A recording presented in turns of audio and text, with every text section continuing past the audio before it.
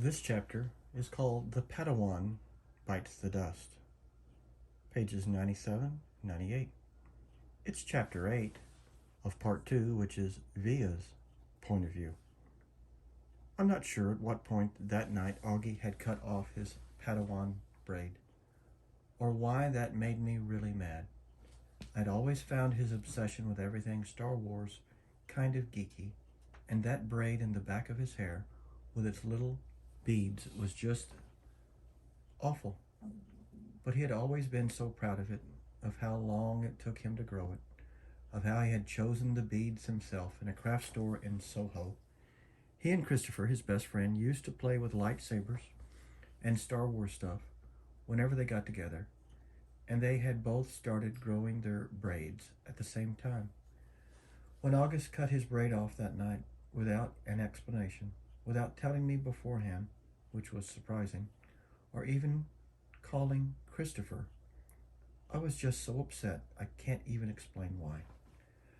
I've seen Augie brushing his hair in the bathroom mirror. He meticulously tries to get every hair in place.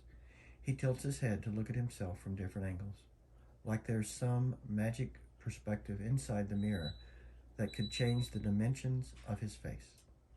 Mom knocked on my door after dinner. She looked drained, and I realized that between me and Augie, today had been a tough day for her, too. "So you want to tell me what's up?" she asked nicely, softly. "Not now, okay," I answered. I was reading. I was tired. Maybe later I'd be up to telling her about Miranda, but not now. "I'll check in before you go to bed," she said, and then she came over and kissed me on the top of my head. "Can Daisy sleep with me tonight?"